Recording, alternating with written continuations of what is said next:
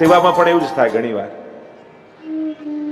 શરૂઆતમાં સેવા પધરાવી હોય ને એટલે એમ થાય જો ઠાકોરજી કૃપા કરીને પધારે, અને પછી સેવા બરાબર આવડી જાય ને તો એમ થાય મારા જેવી તો કોઈને ના આવડે, આ સૌભાગ્યમત થઈ જાય. અને અમારા નંદદાસજી તો પક્ષ લે છે, ક્યો ન કરે અભિમાન કાન મોહન જીનકે વશ. અરે અભિમાન કરવાનો અધિકાર તો ગોપીઓને જ છે. જેને વશ ઠાકોરજી થયા હોય એ અભિમાન ને મદ નહીં કરે તો બીજો આ તુચ્છ વસ્તુમાં કરશે લોકો.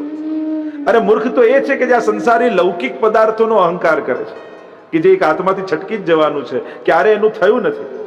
કારણ કે આ લૌકિક વસ્તુ એવી છે, એની ચિંતા આપણે કરવાની હોય, એ આપણી ન કરે.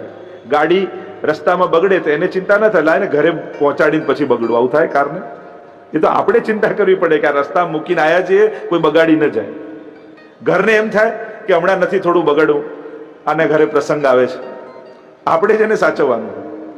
આ જેટલા પણ લૌકિક પદાર્થો છે હંમેશા આપણે એને સાચવતા રહેવા પડે છે, અને જેટલા આ અલૌકિક વસ્તુઓ છે પ્રભુ છે એ હંમેશા આપણને સાચવે છે. એટલે લૌકિક વસ્તુઓનો જે મદ કરે એ તો સાવ મૂર્ખ છે. એને તો મદ કરવાનો અહંકાર જ, એને તો અધિકાર જ ક્યાં છે? એક સંત, એક વ્યક્તિ મળ્યા અને સંતને કહેવા લાગે આપ બહુ મોટા ત્યાગી છો અને બહુ મહાન છો, બધું જ છોડીને પ્રભુની ભક્તિ કરો છો. સંતે કહ્યું મારા કરતા તો તું મોટો ત્યાગી છો, મેં જે ત્યાગ નથી કર્યો એના કરતા તો મોટો તે કર્યો છે. પેલો કે મેં ક્યાં કર્યો? કે હા, તે પરમાત્મા જેવી વસ્તુનો આ તુચ્છ વસ્તુઓ માટે ત્યાગ કર્યો, સૌથી મોટો ત્યાગી તો તું છું. મેં તો પરમાત્મા માટે આ સાધારણ વસ્તુઓને છોડી છે, અને તે સાધારણ વસ્તુઓ માટે આટલી મૂલ્યવાન વસ્તુને છોડી દીધી છે. મોટો ત્યાગી તો તું છું. મૂલ્યવાન સેવા નવી નવી પધરાઈ હોય ત્યારે એમ થાય કે જો ઠાકોરજી કૃપા, ત્યારે પ્રભુની કૃપા દેખાય અને પછી પોતાની વિશેષતા દેખાવા લાગે, પોતાની આવડત દેખાવા લાગે. ગોપીઓને એમ થયું પ્રારંભમાં તો પ્રભુની કૃપાની યાચના કરી, અને જ્યારે પ્રભુ આધીન થયા એટલે અંતર ધ્યાન દે, ધ્યાનમાં અંતર આવ્યું ગોપીઓના. જે ધ્યાન પ્રભુની કૃપાને જોતું હતું એ પોતાની વિશેષતાને જોવા લાગ્યું. તાસામ તત સૌભગમદમ વિક્ષમાનંચ કેશવ પ્રશમાય પ્રસાદાય તત્રૈવાંતરધીયત. અને પ્રભુને થયું આકાર મળ્યો પણ હજી પાત્રતા સિદ્ધ થઈ નથી. કાચો માટીના ઘડામાં પાણી ભરીએ તો બધું સરી જાય, પણ એને અગ્નિમાં પકવી દઈએ તો પાત્રતા પણ આવે. એમ આકાર તો મળ્યો પણ હજી વિરહની અગ્નિમાં બળશે, તપશે તો પાત્રતા સિદ્ધ થશે. અને પાત્રતા સિદ્ધ કરવા માટે બે કારણ આપ્યા પ્રભુના અંતર ધ્યાન થવાના. તાસામ તત સૌભગપદમ વિક્ષમાનંચ કેશવ પ્રશમાય. પહેલું કારણ આપ્યું પ્રશમન કરવા માટે. જેના પર ઠાકોરજી કૃપા કરવાના હોય એનો અહંકાર ઠાકોરજી તોડી દે છે, અને જેના પર અકૃપા થવાની હોય એનો અહંકાર વધારનારા લોકો મળી જાય. પ્રભુ ક્યારેય કોઈનો મદ ચલાવતા નથી. પેલી રાણી નહીં આવેલી, બધું જ રાણીના વેશમાં દર્શન કરવા માટે વાર્તામાં પ્રસંગ આવે છે. એના દર્શન તો કરવું પણ એકલી કરવું, અને રાણીના વેશમાં છત્ર ચમર લઈને દર્શન કરવું. મહાપ્રભુજી તો કૃપાળુ કે ભલે એ રીતે કરો, પણ શ્રીનાથજી બાબા કોઈનો અહંકાર ચલાવે? અને 12,000ની ભીડ, સાંકળ છાનામાના બીજું રૂપ લીધું ઠાકોરજીએ, સાંકળ ખોલી દીધી, હજારોની ભીડ તૂટી પડી, એકે કપડું ન રહ્યું. પ્રભુ કોઈનો મદ ચલાવતા નથી. પ્રભુ પાસે જાઓ ને તો દીનતા ભાવથી જાઉં, અહંકાર લઈને નહીં જાઉં. પ્રભુને ગમતું નથી. અને અહંકાર બી કોની આગળ? પ્રભુ આગળ. એ પણ કઈ વસ્તુઓનો કે જે પ્રભુએ જ આપેલી છે. પ્રભુએ જ આપેલી વસ્તુનો મદ લઈને પ્રભુ સામે જઈએ. પ્રશમાય, અને બીજું કહ્યું પ્રસાદાય, કૃપા કરવા માટે. બે કારણથી પ્રભુ અંતર ધ્યાન થયા. અને અંતર ધ્યાન ક્યાં થયા? ગોપીઓના હૃદયમાં જઈને છુપાઈ ગયા. અને એટલે જ મહાપ્રભુજી જયારે સુબોધનીજી ગોપી ગીતના લખે છે ત્યારે સંવાદ રૂપે લખે છે કે અંદર ઠાકોરજી પ્રશ્નનો ઉત્તર આપે છે અને ગોપીઓ પ્રશ્ન કરે છે. સંવાદ રૂપે સુબોધનીજી છે. ગોતવા લાગી ગોપીજનો. રાત્રિના સમયે વનમાં પ્રભુની શોધનો પ્રારંભ કર્યો. પ્રભુના ચરણ ચિહ્ન દેખાયા. થયું કે કોઈ એક ગોપીને સાથે લઈ ગયા છે. ફૂલો પડ્યા હતા. શોધતા શોધતા લતા પતા વૃક્ષોને પૂછી રહ્યા છે, કોઈ અમારા શ્યામ સુંદરને જોયા છે? કોઈ ઉત્તર આપતું નથી. શોધ પ્રારંભ કરી. જેને લઈ ગયા હતા એ ગોપી મળી. કહ્યું કે અરે પ્રભુ મારો પણ ત્યાગ કરીને ગયા, આપણે સાથે મળીને પ્રભુને શોધીએ.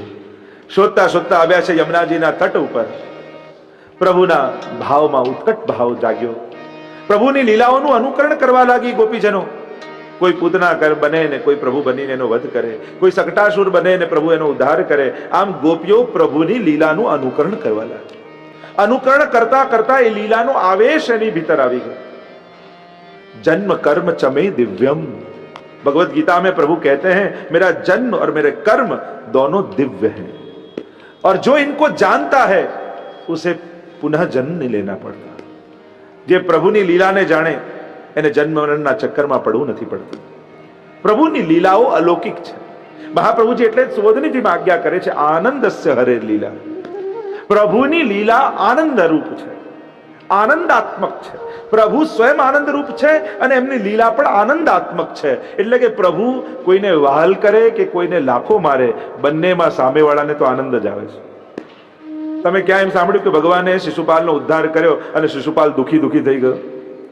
ભગવાન રામે રાવણને માર્યો અને રાવણ દુખી થઈ ગયો? પ્રભુ તો ઉદ્ધાર કરીને આનંદનું જ દાન કરે છે. આનંદસ્ય હરે લીલા.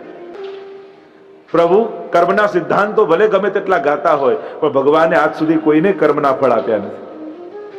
પ્રભુ કોઈને કર્મના ફળ આપતા નથી. ભલે સિદ્ધાંત કે ક્યાં એમ સાંભળ્યું કે કૃષ્ણએ કંસને માર્યો અને કંસને નરકમાં નાખ્યો, શિશુપાલને નરકમાં? આપણે તો શું કહીએ છીએ? કૃષ્ણએ કંસનો ઉદ્ધાર કર્યો. કલ્યાણ જ કરે છે પ્રભુ, તો કૃપા જ કરે છે, કર્મના ફળ એ નથી આપતા. તો આનંદ રૂપ હરિની લીલા છે. ગોપીઓ એ લીલાનું અનુકરણ કરવા લાગી. ભગવદ આવેશ જાગ્યો છે. શ્યામા પૂછત સખીન શો, શ્યામા કહા ગઈ. કૃષ્ણ કૃષ્ણનું ઉચ્ચારણ કરતા કરતા ગોપીઓ કૃષ્ણમય બની. અને આ શ્યામા સખી કૃષ્ણ બોલતા બોલતા પોતાને કૃષ્ણ સમજવા લાગી. પૂછવા લાગી કે કૃષ્ણ ક્યાં એ શ્યામા સખી દેખાતી નથી? પોતાને શોધવા લાગી. જ્યાં સ્નેહ હોય, જ્યાં મન હોય, કારણ કે જ્યાં પ્રેમ હોય ને ત્યાં સૌંદર્ય પ્રગટે જ છે. પોતાના જમવા માટે રોજ ભોજન બનાવતા હો, પણ અન્નકૂટ ધરવા માટે જ્યારે સખડી બનાવો ને, અને એ સખડીનો જે સ્વાદ હોય એ પોતાના માટે રોજ ગમે તેટલું બનાવો પણ એવો સ્વાદ નથી આવતો. જે દિવસે અન્નકૂટ ધરવા માટે ઠાકોરજીને સખડી સિદ્ધ કરી હોય એનો જુદો જ સ્વાદ. પ્રેમ જ્યાં આવે ને ત્યાં એનું સૌંદર્ય કંઈક જુદું જ હોય. પ્રભુને જયારે સંબંધિત થઈ પેલું કહેતા કે એક રાજા આમ અટારી પર ઉભો હતો, સામે કોઈને ઘોડે સવારને જતા જોયો, અને જોયો એની પાગ બહુ સુંદર, એટલો સુંદર રંગ એનો. એટલે ઘોડે સવારને બોલાવ્યો, અહીંયા આવ્યો ને રાજાએ કહ્યું કે તારી પાગનો રંગ કેવો સુંદર છે. એમ કરીને આવીને આવી પાગ મારી રંગાવી દે. તે ક્યાં રંગાવી? તો કે પેલી એક સ્ત્રી ગામમાં રહે છે એ રંગે છે. અને રાજાએ સ્ત્રીને બોલાવીને કહ્યું એવો જ રંગ મારે જોઈએ. પેલી રંગીને લાવી. રાજાને થયું કે પેલી પાગમાં જે ઉઠાવ છે એવો ઉઠાવ આમાં નથી. ફરી રંગ, બીજું કપડું આપ્યું, ફરી રંગે. પેલી પાગમાં જે ઉઠાવ છે ને એવો નથી આવતો. ત્રીજી વાર આપી, ફરી રંગીને લાવી, એ જ રંગ, એ જ સ્ત્રી. કહ્યું કે આમાં જે ઉઠાવ આવે છે કેમ નથી આવતો? સ્ત્રીએ કહ્યું એવો ઉઠાવ તમારી પાગમાં બાદશાહ ક્યારે નહીં આવે, કારણ કે પેલા પુરુષને હું પ્રેમ કરું છું, એમાં રંગનો રંગ તો મળ્યો છે પણ મારા પ્રેમનો પણ રંગ મળ્યો છે, એટલે એવો ઉઠાવ તો ક્યારે નહીં આવે પાગ. એમ જ જ્યારે પણ આ સંબંધી કોઈ પણ ક્રિયા જ્યારે પ્રભુ સંબંધી થાય છે ત્યારે એમાં જે રંગ ચડે છે ને એ આપણા માટે કરીએ એમાં ક્યારેય નથી આવતું. પ્રેમનું સૌંદર્ય કંઈક જુદું છે. કહ્યું સ્વભાવાત, એક કારણ આપ્યું સ્વભાવને કારણે. આ વિરહીનો સ્વભાવ જ છે ગુણગાન કરવા, કારણ કે વિરહમાં એક જ આધાર રહે છે, એ છે ગુણગાન. અને બીજું કહ્યું અપરાધતઃ, અપરાધ થયો છે ગોપીજનોના દ્વારા. મદ આવ્યો, કૃપા તો પ્રભુએ કરી, પણ હૃદયમાં મદ જાગ્યો અને ઠાકોરજીનો અપરાધ થયો. એમ થયું કે અપરાધમાં ક્ષમા યાચના કરીએ, સ્તુતિ ગાન કરીએ તો પ્રભુએ અપરાધની ક્ષમા કરે. આમ બે કારણ કર્યા આ સ્તોત્ર ગાવાના. મહાપ્રભુજી આગળ ગોપીજનોના પ્રકાર બતાવે છે. ગોપી ગીતમાં એક જ વાત કદાચ બીજી વાર આવે તો શાસ્ત્રોમાં પુનરુક્તિ દોષ કયો છે. કોઈ પણ શાસ્ત્રની વાત હોય એમાં એકને એક વાત બે વાર કરવી એ દોષ છે. તો ગોપી ગીતમાં ઘણી વાતો પુનરુક્તિ જેવી લાગે. મહાપ્રભુજી કે અહીંયા પુનરુક્તિનો દોષ નથી, કારણ કે પ્રત્યેક શ્લોક ગાનારા ગોપીજનોનું યુથ જુદું છે. 19 પ્રકારના ગોપીજનો છે જેમણે આ 19 શ્લોક ગાયા છે. એવું નથી કે એક જ ગ્રુપ, એક જ ટોળું યા એક જ યુથ જેને કહીએ, એક જ યુથે બધા શ્લોક ગાયા હોય એવું નથી. 19 પ્રકારના ગોપીજનો છે અને એમણે જુદા જુદા પોતાના સ્વભાવને, પોતાની પ્રકૃતિને અનુકૂળ આ શ્લોકોનું ગાન કર્યું છે, प्रभुनु गुणगान કર્યું છે. आइए साथ में मिलकर गोपी गीत गाते हैं, फिर रस दर्शन करेंगे और बाद में भागवत कथा का पान करेंगे. આ ગોપી ગીત એ આર્તનાદ છે. વિરહનો નાદ છે. ગોપીઓ જ્યારે વિહ્વળ બની ગઈ, કોઈ સાધન ન બચ્યું, ત્યારે આ ગુણગાન એકમાત્ર સાધન રહી ગયું. ગોપીઓના મુખમાંથી પહેલો શબ્દ નીકળ્યો જય. જયતી ક્રિયાપદ નીકળ્યું. મહાપ્રભુજી આજ્ઞા કરે છે, ક્રિયાપદથી શરૂઆત ન થાય કોઈ પણ વસ્તુની. જયતી આપનો જય થાય. મહાપ્રભુજી આજ્ઞા કર્યું, મંગલાર્થો અત્ર જય શબ્દ. ગોપીજનોએ જય શબ્દ બોલી મંગલાચરણ કર્યું છે ગોપી ગીત. આપણે ત્યાં ધર્મગ્રંથોમાં પ્રાય આ એક ક્રમ છે કે ક્યારે પણ કોઈ ગ્રંથનો કે કશાકનો પણ પ્રારંભ કરતા હોઈએ, સૌથી પહેલા મંગલાચરણ કરે. જેમ કથા પણ પ્રારંભ કરતા હોય તો પહેલા મંગલાચરણનો પાઠ કરીએ છીએ. ગોપીજનોએ આ જય શબ્દ બોલી મંગલાચરણ કર્યું છે. મંગલાચરણ કરવાના બે કારણ બતાવ્યા. એક, જે ગાન કરવા જઈ રહ્યા છે, ગાન કરવામાં કોઈ વિક્ષેપ ના આવે, અને આ ગાન કરીને જે પામવું છે એ ફળ પામવામાં કોઈ વિઘ્ન ના આવે, એટલા માટે ગોપીજનોએ જય શબ્દથી મંગલાચરણ કર્યું. જો પ્રારંભ સેનાથી થયો બહુ મહત્વનો છે. ભીષ્મ સ્તુતિ પણ આવશે ને આજે. ઇતિમતિ રૂપ કલ્પિતા વિતૃષ્ણા. ઇતિ શબ્દથી પ્રારંભ. કુંતાસજીની સ્તુતિ જોઈ હતી આપણે ગઈકાલે. નમન. પ્રભુ પાસે જઈએ ત્યારે આ બે શબ્દો લઈને જવાના, જય અને નમઃ. આ બે શબ્દો બહુ મહત્વના. પ્રભુના દર્શન કરતા જ દૂરથી જય શબ્દ નીકળે ને. દર્શન ખુલે એટલે બધા જ વિષ્ણુ ઉભા હોય હોલમાં, શ્રી ગોવર્ધનનાથ કી જય, જય શબ્દ નીકળે. અને નિકટ આવીએ એટલે નમન થાય. આ બે શબ્દ સદાય પ્રભુ સાથે જોડાયેલા છે. પેલા જય બોલવામાં આવે, જય હો. વૈષ્ણવ પણ જ્યારે પણ મળે ને જય શ્રી કૃષ્ણ કરે. ભગવદ ગીતામાંથી આ જય શબ્દ લીધો. યત્ર યોગેશ્વર કૃષ્ણ યત્ર પાર્થો ધનુર્ધર તત્ર શ્રી વિજયો ભૂતિર ધ્રુવા નિતિર્મતિર્મમ. જય ક્યાં છે? જય શ્રી કૃષ્ણ વૈષ્ણવ મળે કે તારી અંદર કૃષ્ણનો જય થાય. કારણ કે આપણે જ્યારે જ્યારે જીતીએ ત્યારે ભગવાન હારે. એમ કહેવાય કે હાર લઈને ભગવાનને પહેરાવી દઈએ. જ્યારે કંઈ પણ સારું થાય એટલે માણસ શું કરે? હાર લે અને ભગવાનને ધરાવે કે તમે હાર્યા અને હું જીત્યો. પુષ્ટિ માર્ગમાં હાર નથી, ત્યાં તો વૈજયંતીમ ચ માલા. જય રૂપ વૈજયંતી છે.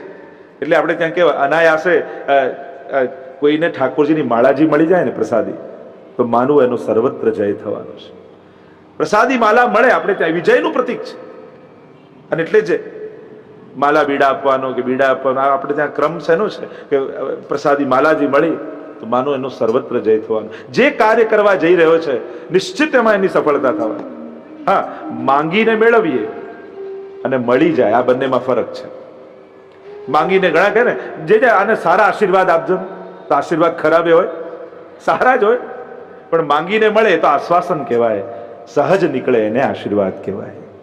એવું કંઈક જીવ કરે કે એને જોઈને ઘણા જીવને જોઈને આશીર્વાદ નીકળતા હોય. ઘણા વ્યક્તિ જેવા હોય, એની ભાવના જ એવી હોય, એની દીનતા જ એવી હોય, એના હૃદયની ભક્તિ એવી હોય કે એને જોતા દુઆ નીકળે મનમાંથી કે ઠાકોરજી આનું સદાય સારું કરે. એ વ્યક્તિને જોઈને એમ થાય. એનું વ્યક્તિત્વ જ એવું હોય છે. જો વ્યક્તિ પરથી ભાવનાઓ પેદા થાય છે. ઘણા જુદા જુદા લોકો હોય, એનો ચહેરો જોઈને કોઈ ને કોઈ વસ્તુ યાદ. દરેકના ચહેરામાં કંઈક હોય. ઘણાના ચહેરામાં આશ્ચર્ય ચિહ્ન હોય, ઘણાના ચહેરામાં પ્રશ્નાર્થ હોય, ઘણાના ચહેરામાં અલ્પ વિરામ હોય, અને કોઈ મહાપુરુષનો ચહેરો જોઈએ ને તેમાં પૂર્ણ વિરામ લાગે જીવનનો. પ્રભુનું નામ જો ભગવાન બોલતા તમારા મનમાં શું આવે? પ્રશ્નાર્થ આવે, આશ્ચર્ય આવે. કેવા હશે ભગવાન? પ્રભુ ભગવાન શબ્દ એ તો પૂર્ણ વિરામનું નામ છે.